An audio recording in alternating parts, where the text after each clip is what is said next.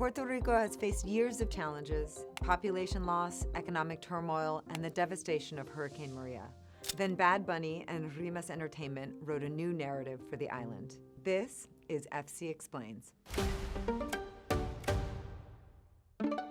Benito Antonio Martinez Ocasio grew up in Vega Baja, a small municipality on Puerto Rico's north coast. In 2016, he started uploading songs to SoundCloud while working bagging groceries. In just under a decade, he became the most streamed artist on Spotify. Today, he's one of the biggest musicians alive and maintains a deep connection to his home.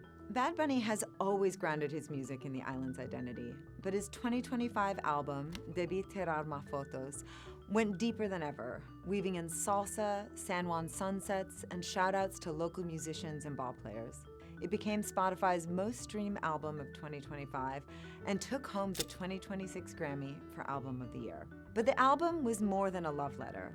It was part of a plan. Behind Bad Bunny is Rimas Entertainment, founded in 2014 and headquartered between Miami and San Juan. Co-founder Noah Assad, a local who had been deeply involved in Puerto Rico's music scene for years, signed Bad Bunny early. When Rimas announced Bad Bunny's 31-show residency called No Me Quiero Ir de Aquí, or I Don't Want to Leave Here, it wasn't a corporation parachuting into a market. The residency, held between July and September last year, was in Puerto Rico, and it was for Puerto Rico, turning the island into the literal backdrop for Bad Bunny's music.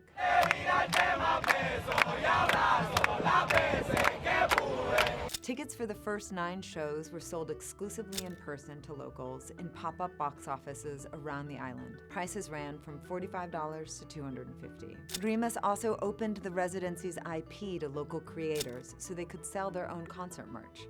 As the CMO of the island's tourism board, Discover Puerto Rico, told me, it allowed the island to take his creativity and make it theirs. The local spectacle soon became a global phenomenon. Though Puerto Rico draws tourists from North America, it usually doesn't from Asia or Europe.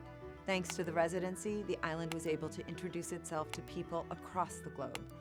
Fans from more than 100 countries filled hotels, ate at restaurants, and explored the island through trip packages put together by Rimas and Discover Puerto Rico. LeBron, Mbappe, Penelope Cruz, John Hamm, and at least one iconic grandmother showed up.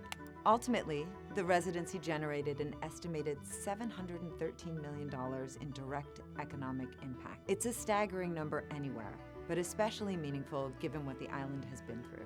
Bad Bunny was just 12 years old when Puerto Rico experienced a recession. In 2017, Hurricanes Irma and Maria hit the island, killing almost 3,000 people and leaving locals in darkness for months. By 2025, the island's population was down 17% from its peak in 2004.